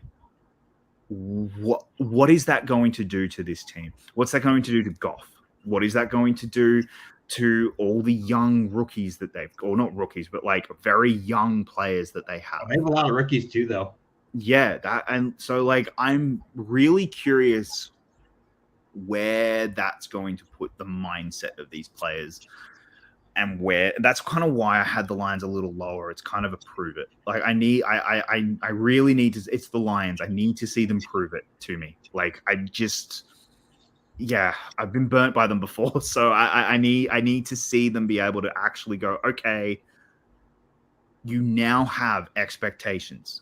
There is the expectation that you will, like, they are the favorite to win the NFC North, like massive favorite to win the NFC North. When was the last time you could say that about the Lions? No, maybe never. Like, have we ever said that about the Lions? Not like, so I just, that is a thing, and I think that is a factor that's going to come into this team, and I'm fascinated by how they're going to handle it. Yeah, the Detroit Lions, I think they're a team that like will run through walls for their coach, and that kind of attitude will get you a lot. Like I said, this team's a complete pain in the ass to play. They're going to be a pain in the ass for years to come. They made, in my opinion, one of the smartest draft day moves of anybody when they took Hendon Hooker, because they don't have to rely on him this year. He's hurt, and Hooker probably would have been he would have went before Richardson if he did not have that injury. Yeah. Now he's in a situation where he's got Goff in front of him. He can redshirt this year. He does not have to play. This team is the highest upward trajectory of anybody right now. Absolutely. So moving on, now we're going to our top 10 teams. First of which, number 10, we got the Miami Dolphins. I feel like, no, we definitely did this before the Ramsey injury. I feel like the signing of Eli Apple puts this down a bit. I probably have to put the Lions over them right now because of Eli Apple. Right now I would. But I also think that the Dolphins are a scary team. The Dolphins are. Especially if Tua can like stay healthy the entire year. And that's going to be the big thing, obviously, is the big question mark is their quarterback. But they have Mike White, who is quite possibly the best backup in football right now. Yeah, So Mike White, if who will Tua come goes in. down, they got Mike White. Yeah, who will be spectacular for one game and then just be ass the next, and spectacular again, then ass again. He'll get hurt. But Yeah. the thing is like this is a team. When you look at their whole roster, there's no well now Eli Apple. All right, so what I was gonna say is it's eliminated by Eli Apple, but there was no glaring hole.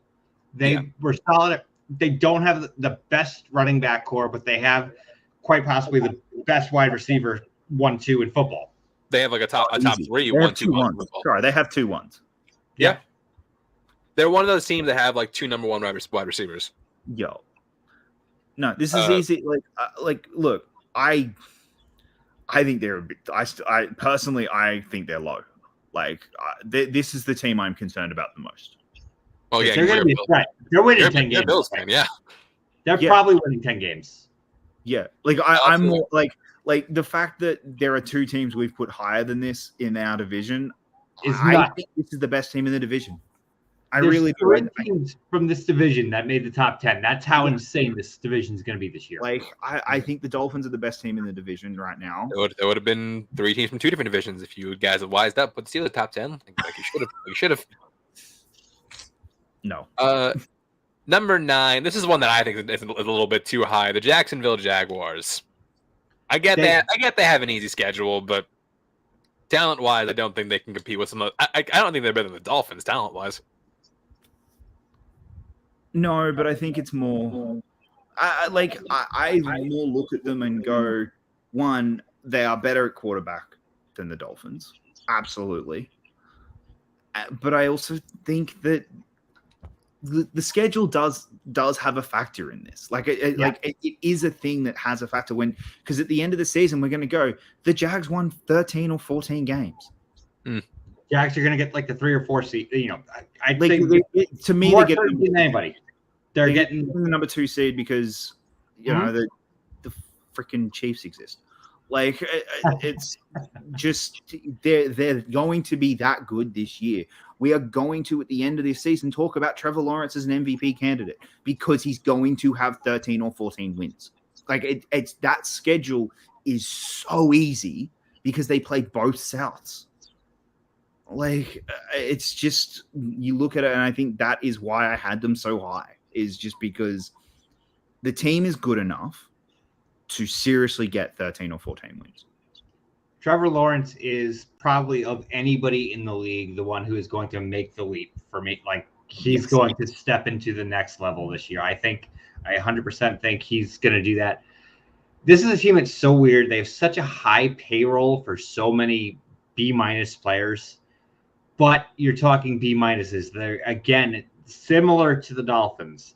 There's nothing glaring missing on this team, but they have so many just okay players. But in that division and with what you're saying with the schedule they have, that's more than enough.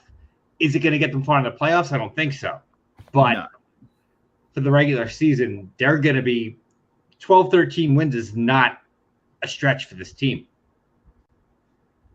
No, I don't think so. I don't think so. I mean, I agree. Number 8 on the list, the New York Jets. I think this was made prior to the Rodgers pay cut news. Yeah, it was. It happened the day after, I think. Yeah. Yeah, I think so. Like, because I have them too low. Then, like for me, like for that, where I would have them now. I think the Jets have all the right pieces. They're a team that could that if you told me tomorrow they could make the Super Bowl, I wouldn't be surprised. I think from here on in, every team I think can win the Super Bowl. Oh, 100%. There's nobody else that we're going to talk about that who's out of the question. Yeah, there's one. I think I know what you're talking about. Okay. No, I know who he's talking about. He's an idiot. So, There's 2. Who's the other? Okay. Who do you think I'm talking about? We'll look at that later. No, I'm actually no. The first one was not the Bengals. I'm not talking about them. But no, I think that like from here on in, we're talking about teams that can win the Super Bowl.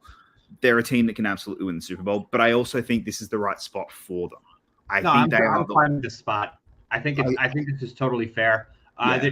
I think there's one team that's probably going to be the next team said that I put them above, but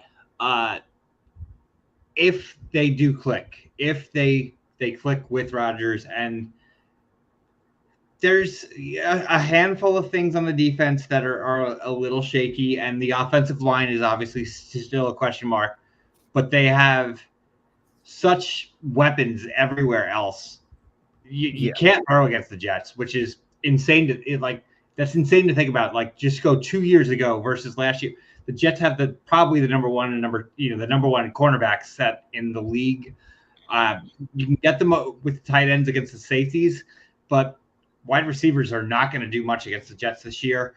And you got Garrett Wilson, who is probably another real making the leap candidate, especially now that he has a real quarterback. Breece Hall, if he stays healthy, another one who's going to be, comeback player of the year candidate for certain if he stays healthy. This is a team that the problem is they're just in a juggernaut of an AFC. And if they were in the NFC, if they're in the NFC, about them higher. Yeah, they'd be one of the favorites if they were in the NFC. Look, Absolutely. I think 8 is the right spot for them because I also think they do have. Look, Aaron Rodgers is an extremely talented quarterback. He is one of the all-time greats. I'm not ever going to dispute that. I think he is one of the all-time greats. It's 2023 at Rodgers. He is 40. Yep. There is one quarterback ever who has done this, and his name was Tom Brady, and he's a bit of an aberration. All right. We've never seen a quarterback go down year at 40 and then have a bounce back. That's true. Especially under a worse O-line. That's my concern for Jets. Speaking of the money's freed up. Could go sign an lineman. I don't know who's available. No, They can go sign somebody. Okay, but O-linemans aren't exactly the easiest. Just again, ask the Bengals about that. Like, the one thing they've been missing for the last 2 years is a decent O-line, and they just can't get one.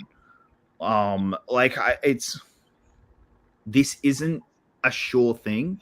And I think that is the giant question mark around this team. And I do understand that, they had the worst quarterback play last year and they still managed to win 6 games. They still were a good team. So getting Aaron Rodgers in is, oh my God, even if he's 80% of what he was in his MVP year, great. But if he's like he was last year, that's concerning. That is going to be worrying. Even if he's like he was last year, if he can just reduce the turnover rate, that's still enough. If they had Aaron Rodgers last year, they win 10 games. Yeah. The way he played. Number 7 on our list, we got the Baltimore Ravens. Whoa, that's not who I was expecting next. Yeah. This is a team, look, they just locked down their hope of franchise quarterback. They got new weapons. Their defense is always really great. Now we get concerned with the offense. The offense, the question is, how many games will they all be on the field at the same time? Because, sure, you got Lamar Jackson, you got Odell Beckham Jr., you got fucking Rashad Bateman, Mark Andrews, Zay Flowers. That offense is going to be great for 5 games. But not only that, is Odell a number 1 anymore? Really? No. I think Zay Flowers will be by the end of the year. Okay, that's but so this is my concern about the Ravens is, one, health. Absolutely. I think health is the biggest concern with the Ravens. But number 2 is that wide receiving core. I get you've gone out and you've gone and got Odell. Odell is not who he was 5 years ago. Odell's going to be 3. He's going to be 3 by the end of the year because Bateman's going to surpass him too. They're going to treat him like a number 1. Yeah, they are. And that's the concern I have. They're paying him like a number 1. That is a concern that I have for the Ravens. Again, defense. If it all clicks, this is going to be one of the scariest teams in football. It's going to be absolutely terrifying to play them week in, week out. And they have Justin Tucker. The most. Get them within 50 or get them within 60 and you've got it. I'm just going to say the greatest kicker of all time. Oh, easy. Yeah. No, and so that is a concern. That is a big, big concern for this Ravens team.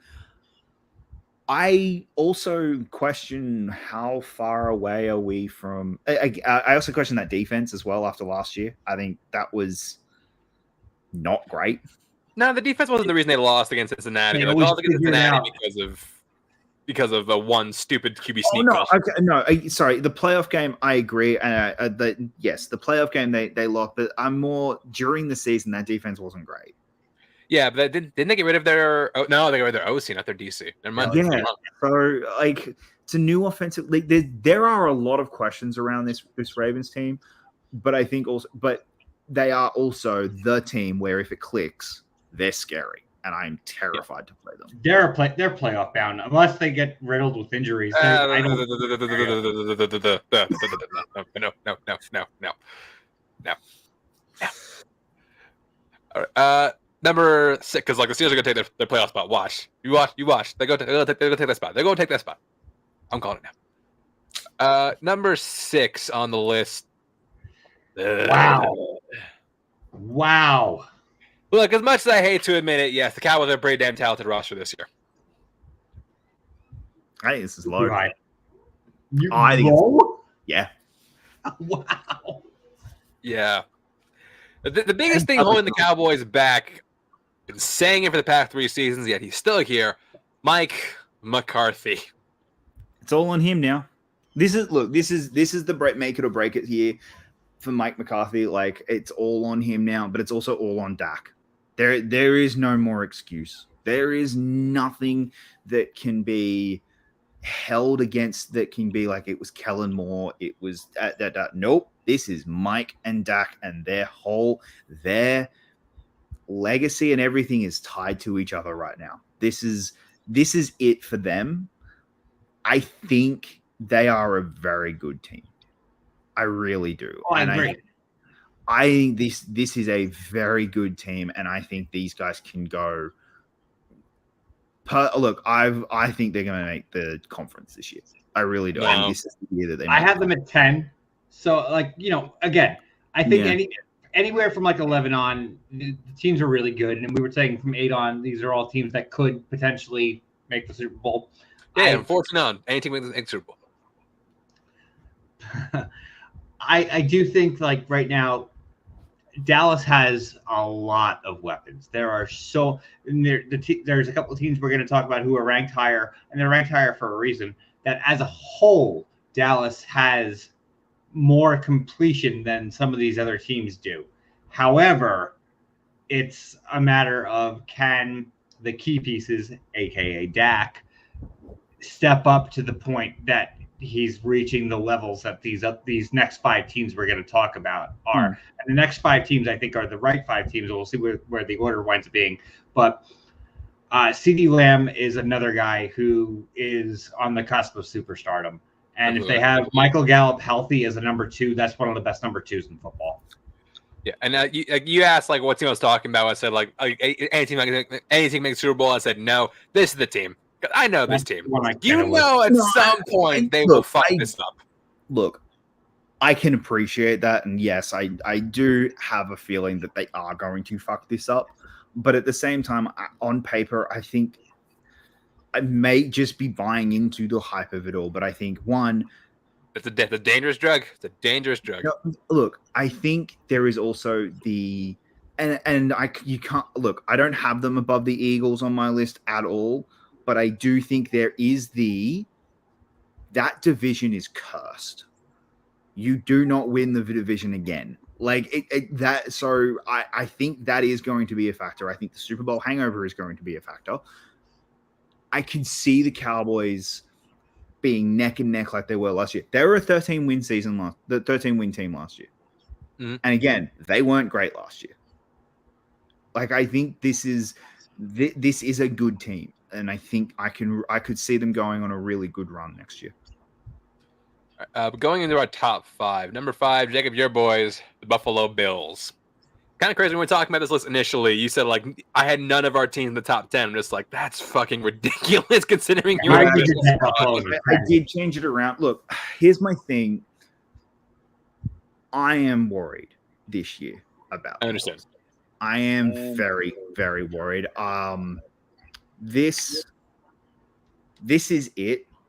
I think this is the year. Personally, I think 13 seconds broke us as a team. I don't think this team's ever getting over 13 seconds. I think it's going to take a full-blown blow up and rebuild and a new coach and everything. I don't think we're ever going to get over it.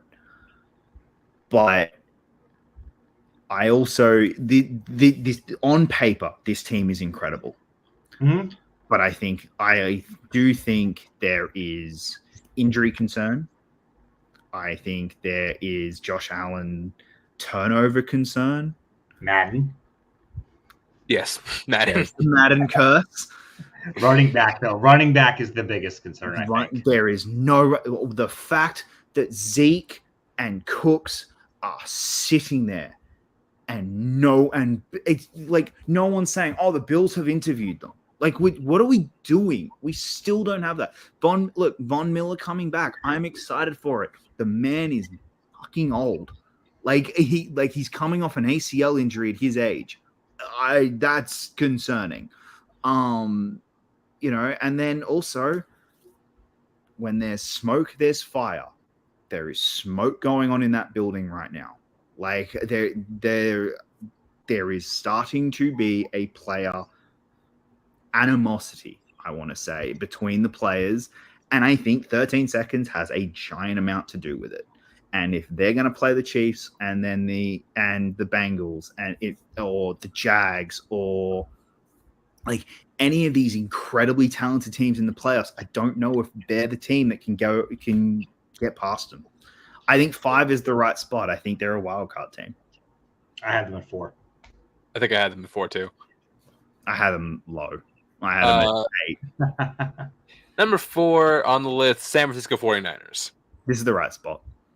I agree. I had them at 5, but I'm fine with 4. I had them around this spot too. But yeah, point is you still have an excellent defense. You have a good head coach, except when it really matters. Quarterback is a big question mark.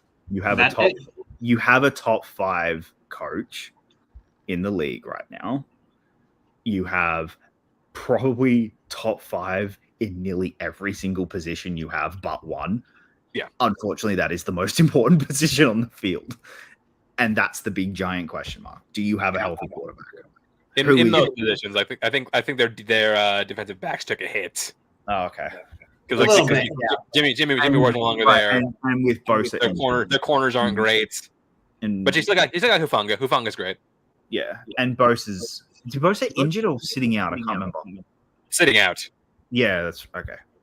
But he's gonna come back.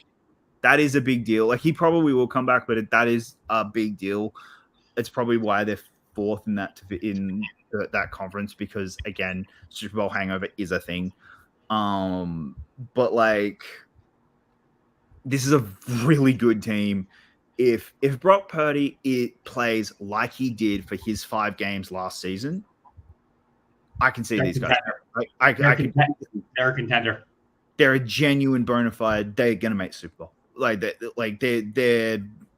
going to be a scary team, and I could absolutely see it happening, because it's gonna depend on whether or not Brock Purdy or Trey Lance or whoever the fuck is taking snaps, or Sam Darnold. Like, they're the 3, which is insane to think. Because at some point Sam Darnold's going to start a game. It's going to come to that point. I think he's starting week 1. I really think he will start week 1. And I hope you're right. I know Purdy's kind of healthy back, but I think Sam Darnold starts week 1, and then Purdy comes in as the starter. I really think Trey Lance is done as a 49er. I don't think Trey Lance is ever going to play another snap as a 49er. Number 3 on the list, the Cincinnati Bengals. Right where I had them. That's the right spot. It is the right spot for them. I think not all of us had this at the same spot. No, I had them lower. I had them 4th. But I think because by the time I sent it to you, Burrow had been injured. And even then, like, he's not. It's not like a season ender, so he's not going to be like gone the entire season. As much as no, I'm not going to say that. That's rude of me.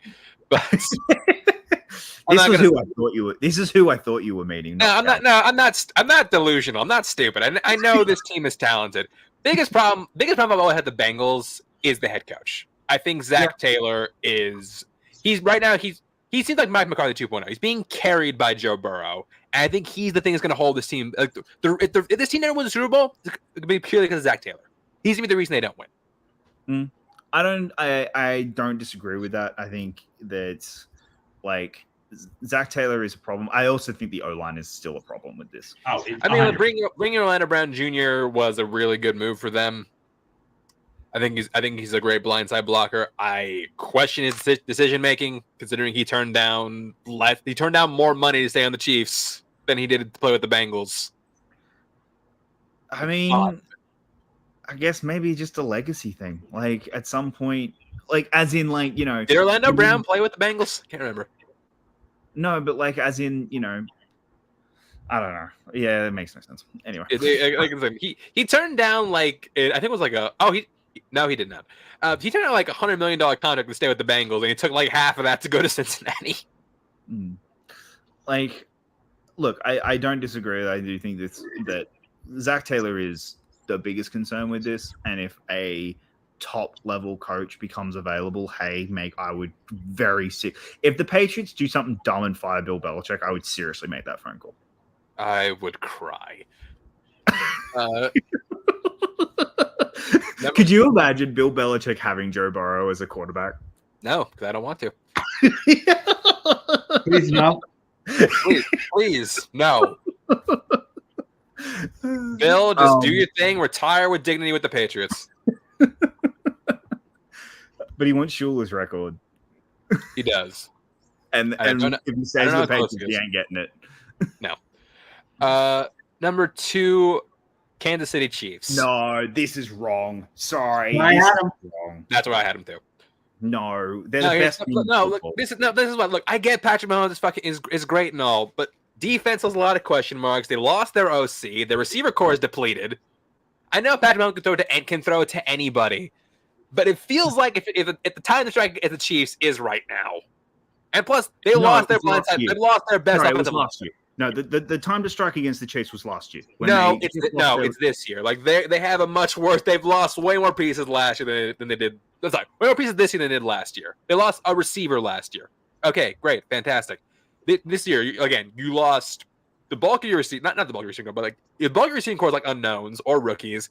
You lost your blindside blocker, lost your OC. Like I said, defense still round running back scored a touchdown in the Super Bowl. Yeah, a 7th round running back. Sorry, this is silly. The Chiefs are still the number 1 team in football. They are the team to beat. They are the one right now that everything goes for the Chiefs. The Chiefs have proven it year after year after year after year. There we are 5 years in where the Chiefs have been the number 1 team that you have had to go through to beat. Again, Eagles are going to have a Super Bowl hangover. I don't think so. And we'll talk about that number 1 because number 1, like Mike and I both had the Eagles. Here's the thing: they did lose pieces, yes, but they loaded up and got arguably better pieces out of that. Better pieces, and they're pissed off because they should have won that Super Bowl. Better pieces, younger pieces. Granted, you lost both your coordinators to head coaching jobs. Okay, fine. So, you still have Nick Sirianni, who's still a damn good head coach. Hey, wait. Okay, hey. Chiefs lose their offensive coordinator, and that's a ding against them. The Eagles lose both of them, and but you got players in flux too. That's the thing. The Eagles got players. Yeah, look. Eagles are number 2. Absolutely, it is 1 and 2. Absolutely, these are the favorites. We are more than likely going towards another fucking Eagles Chiefs Super Bowl. Like it is more than likely going to happen. I think it's going to happen. I agree. Like that is what it is looking like. But I think that's to me, I think and it's Andy Reid. Andy Reid over Nick Sirianni. Nick Sirianni has proven he is a good coach. This is not a Nick Sirianni can't coach. Nick Sirianni is a good coach. He proved last year. He can absolutely coach. He absolutely can coach. I'm sorry, but Andy Reid. But honestly, losing to DC might be a point towards the Eagles. Sorry. fair. But like, sorry, Andy Reid is a legitimate argument to be the greatest coach, one of the greatest coaches of all time. Mahomes is mounting a case to be one of the greatest quarterbacks of all time. That's two guys. Sirianni aren't there yet. That's again. I think Hurts is going to be very, very much in the MVP conversation this year. Okay, sorry. Hurts is not mounting a greatest of all time. Well, I agree with that. This is the whole thing. Like football is a team sport. Like, it's again, quarterback is important. Yes, but at the same time, look like the team as a whole for the Eagles. I just think it's a better team.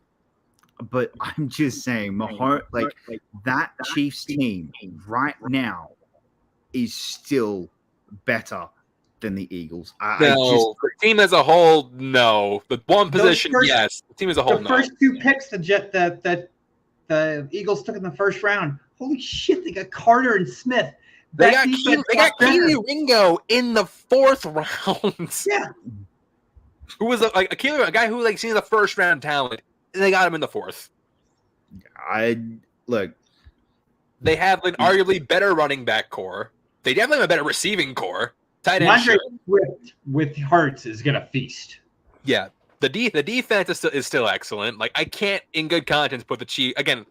Patrick Mahomes is excellent. I'm not gonna deny that. Andy Reid, great coach. I cannot, in good conscience, say the Chiefs are a better team than the Eagles right now. Absolutely. I think it's 1 and 2, but fair enough. But that's gonna end again. Like, they were like a fringe holding call away from losing that Super Bowl. So people keep forgetting. No, I get that. I absolutely get that. That especially that, if Hurts got the ball back, there is a very real chance that the Eagles win that Super Bowl. I 100% agree with that. However, there was a reason why he held. Like, they were beating him all game, and they took a punt on holding. It's the Super Bowl. We're not going to call it. Yeah. Anyway. Wait, what? Oh, yeah, fair enough. Did Jacob freeze? Yeah, I think so. Oh, yeah, he did. All right, fair enough. But yeah. So those are our rankings again. And Jacob's not here to defend the Chiefs, so we can say yes, Eagles. That's it with absolute certainty. Best team in football right now. They're going to be a juggernaut this year. Like, they are going to win. If they're going to win at least 14, I think. So absolutely. And where I drop out of anger. All right, but that's going to do it for our show here today. Jacob, where will we find you at? You guys can find me at Twitter and because I refuse to call it X, at Twitter and Letterboxd. I think we all refuse to call it X. At Jacob London. Mike, where will we find you? Usually you can find me on What the Show podcast on Wednesday nights. I'm actually going to be traveling tomorrow, so I will not be there. So it'll actually just be Justin the Juice and my wife Bethany tomorrow. It's going to be a unique stream. This weekend, if anybody happens to either be at any of the Metallica shows at MetLife Stadium or at John Williams in Massachusetts, I will be there. So come say hi. And you come to Twitter, Instagram, ChanceWorth_91. Our episode, if you're watching our podcast, Shows by Chance, our episode on Little Miss Sunshine dropped last night. And yeah, we got a fun one planned for the next episode. Until then, thank you for watching. And like I said, we're back to weekly format, so we will see you next week.